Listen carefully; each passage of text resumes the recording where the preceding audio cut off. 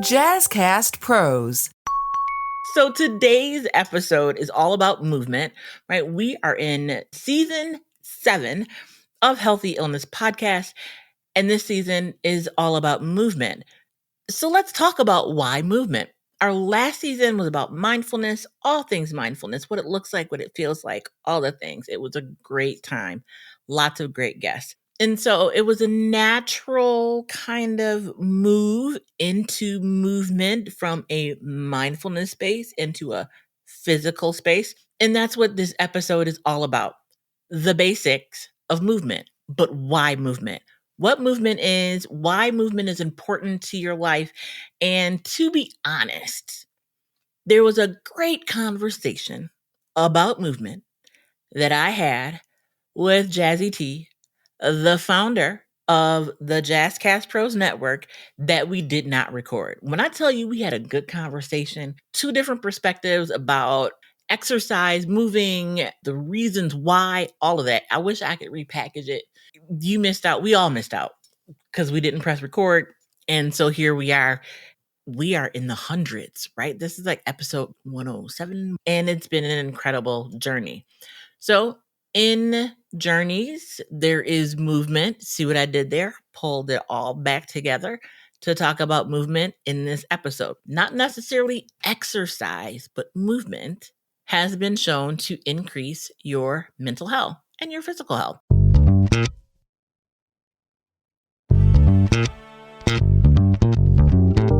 Welcome to the Healthy Illness Podcast. I'm your host, Kelly Marie, and Healthy Illness is a podcast helping you build healthier relationships while living with mental health conditions.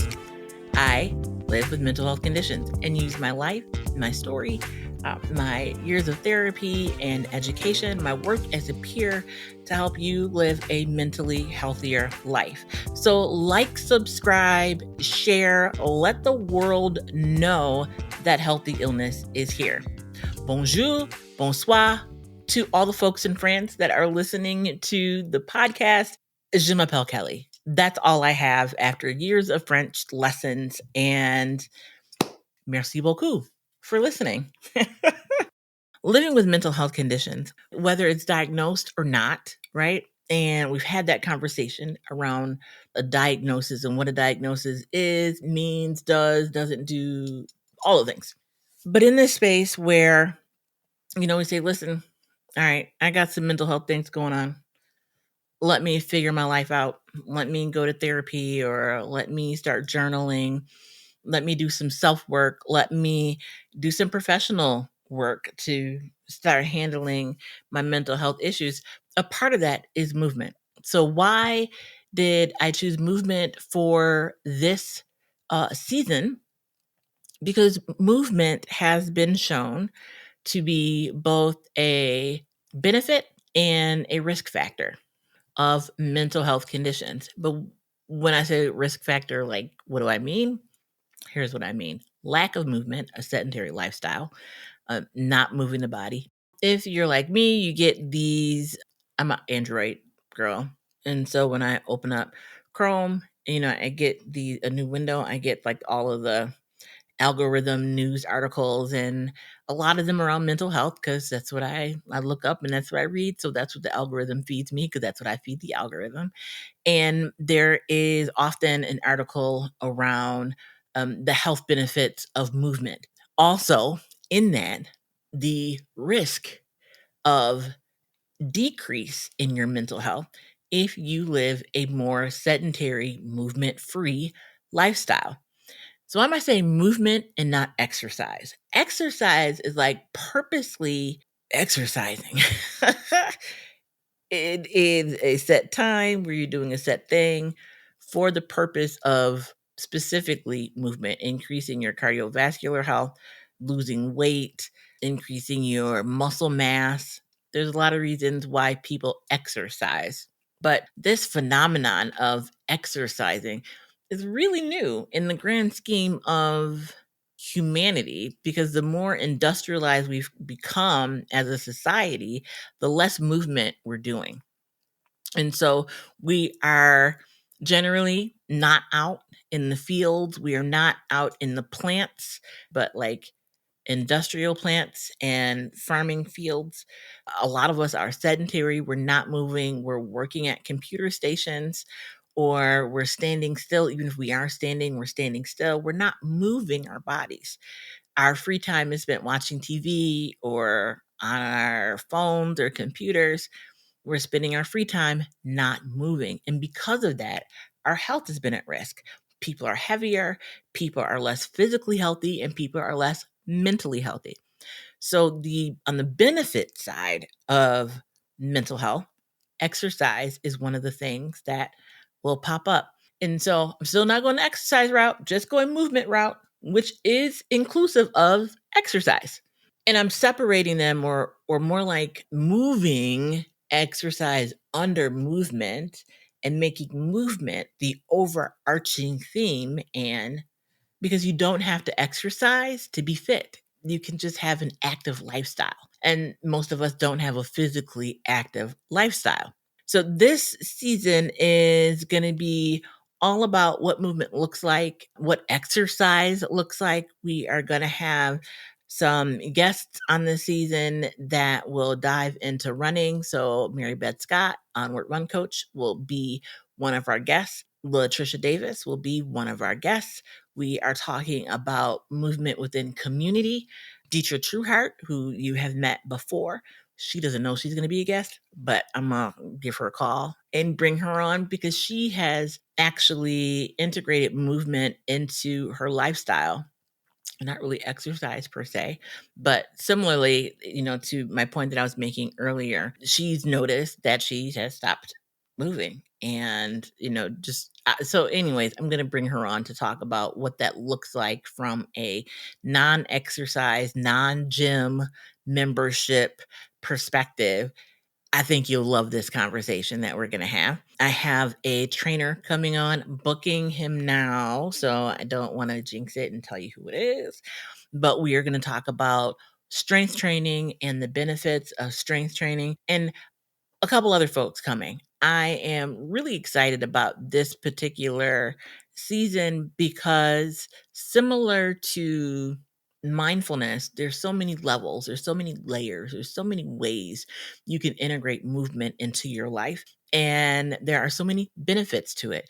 If you Google like serotonin and dopamine, like there are different types of movement, like exercise movement and just general physical movement that you can do to increase your dopamine levels and to increase your serotonin levels. We're going to talk about that this season. I find that for myself, well, I love the outdoors. And so I love all things hiking and biking, and it snowed today. I'm not excited about that. So I'm not hiking and biking yet, but also experiencing some setbacks coming up on a year since my surgery. And I'm having some issues with one of my legs.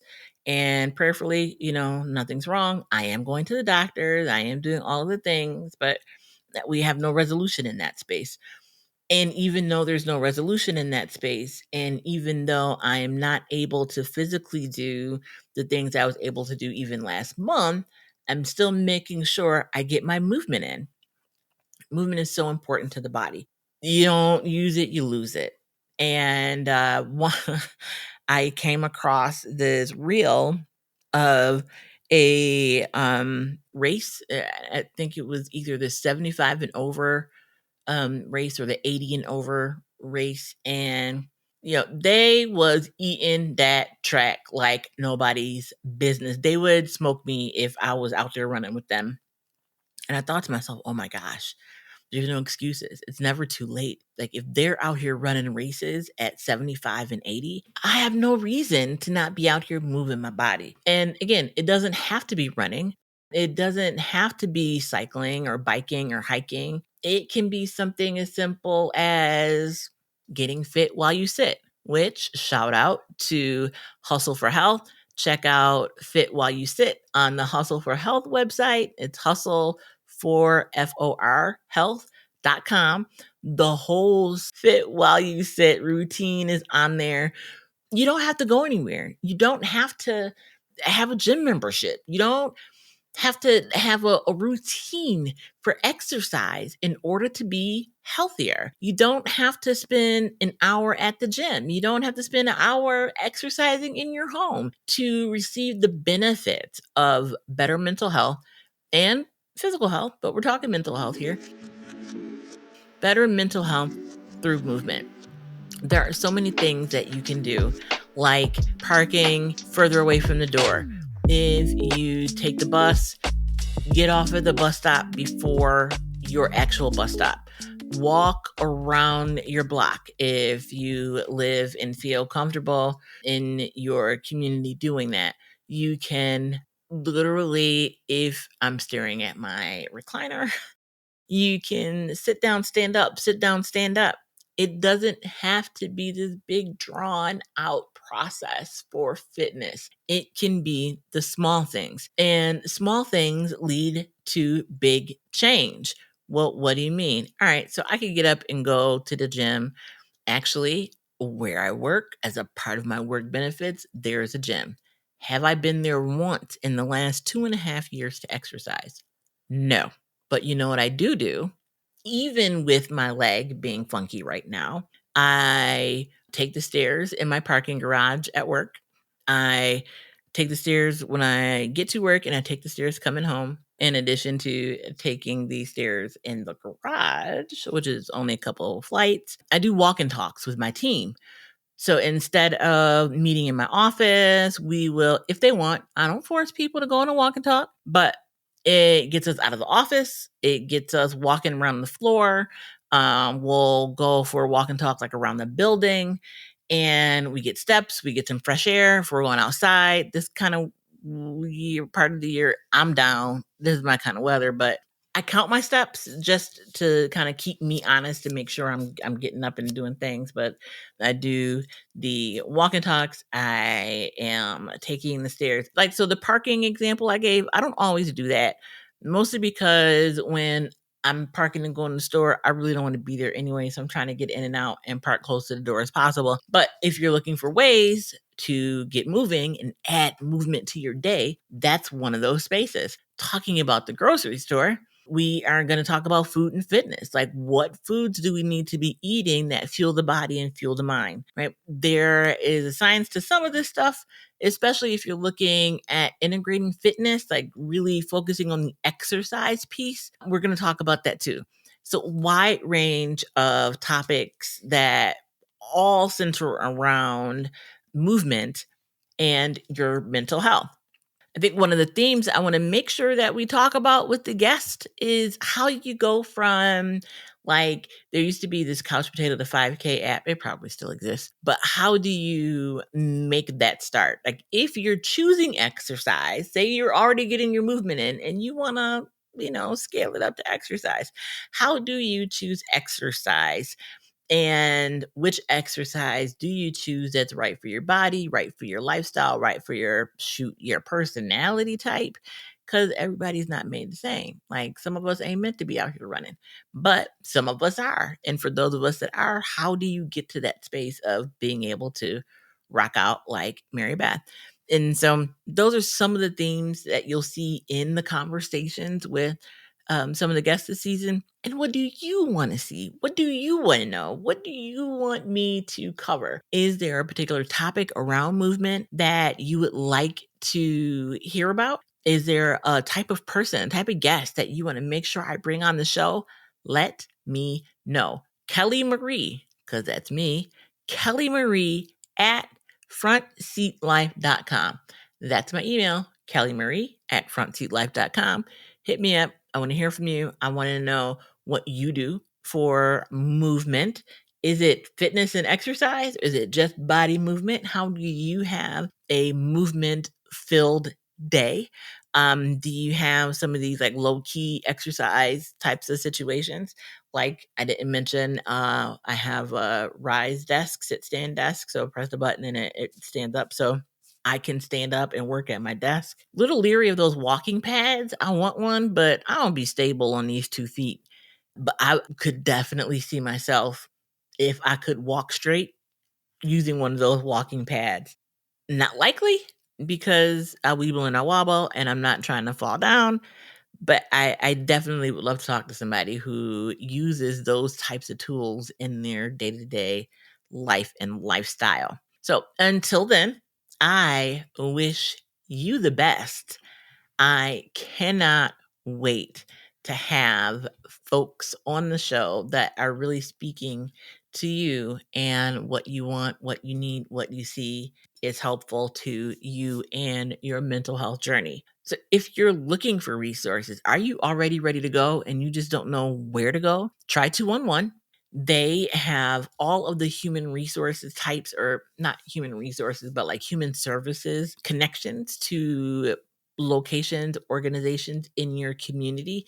Keyword search. If you go to the browser, 211 in your browser, website will pop up that is from your area, and you can keyword search. So there are programs that exist out there for people with different abilities, with different skill sets that are related to your health care. And 211 can be one of those places that you use as a resource to find those locations. You can also call your insurance carrier and ask them what types of fitness activities they support. Some of them have like classes and things like that you can attend because you are a subscriber of the insurance. You can also check with your local community centers or senior centers. They have tons of programming out there like Hustle for Health, which I told you about. You can get fit while you sit, hustleforhealth.com. They are also in community centers in our area.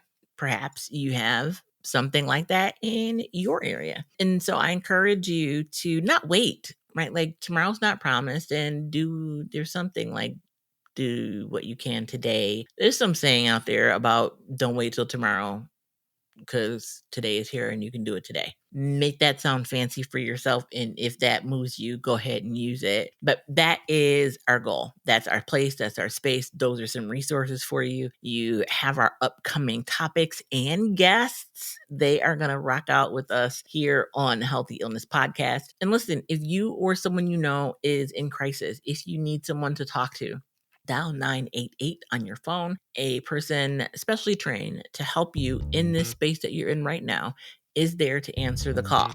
They're going to ask you some questions, make sure you're safe, and they can get you the support that you need as well as walk you through your current situation. 988. That's all you have to dial. You can also text them 988 on your phone. You are not alone, and there are people that are ready and willing and able to assist you through this tough time.